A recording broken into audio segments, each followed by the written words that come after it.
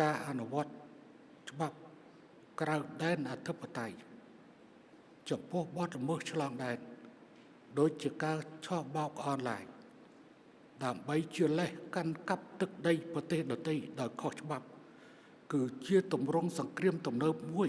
នៅក្នុងយុគសម័យនេះឯងសង្គ្រាមព្រំដែនកម្ពុជាថៃគឺស្ថិតនៅក្នុងស្ថានភាពនេះឯងដែលគេកំពុងកាន់កាប់ទឹកដីរបស់យើងខ្ញុំដែលផ្អែកថាទឹកដីយើងខ្ញុំខ្លះគឺជាផ្នែកនៃលបែងឆោបោកនៅលើក្តារអុកភូមិសាស្ត្រនយោបាយសកលនេះយើងត្រូវតែវាយតម្លៃឲ្យបានហ្មត់ចត់អំពីជោគវាសនាចុងក្រោយនៃប្រទេសតូចៗនិងប្រទេសកំពុងអភិវឌ្ឍការពិតដ៏ជូរចត់នេះគឺថាប្រទេសកំពុងអភិវឌ្ឍត្រូវស្ថិតនៅក្រោមឥទ្ធិពលនៃខ្យល់បក់រេរាมันអាចទាយទុកជាមុនបាននៃការប្រកួតប្រជែងរវាងមហាអំណាចហើយពួកគេជារឿយៗបានคล้ายទៅជាជនរងគ្រោះជាប្រព័ន្ធដោយការដាក់សម្ពាធយ៉ាងខ្លាំងពីសកលលោកយើងបានคล้ายទៅជាគោលដៅដាក់សម្ពាធនិងវាយប្រហារយ៉ាងខ្លាំងដោយប្រើបញ្ហាដ៏ស្មុគស្មាញធ្វើជាលេសដោយជាការ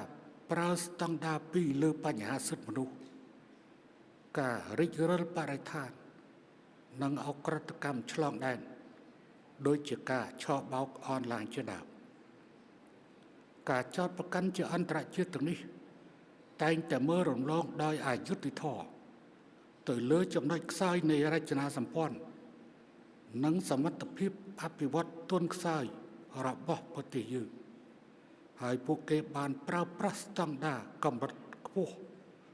របស់ប្រទេសអ្នកមានដើម្បីដាក់បន្ទុកធ្វើការវិនិច្ឆ័យដាក់ទណ្ឌកម្មនិងដាក់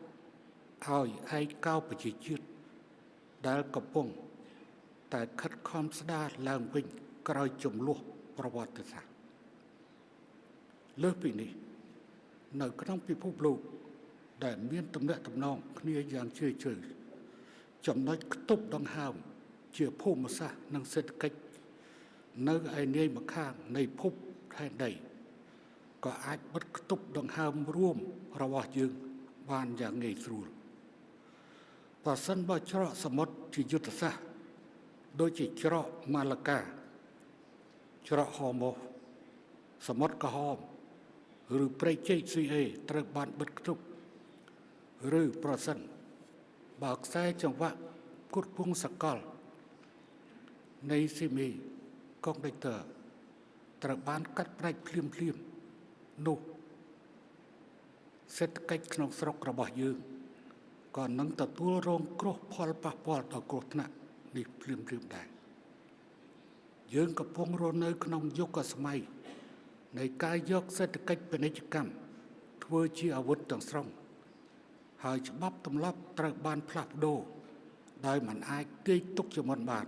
ពីមួយថ្ងៃទៅមួយថ្ងៃគ្មានអ្វី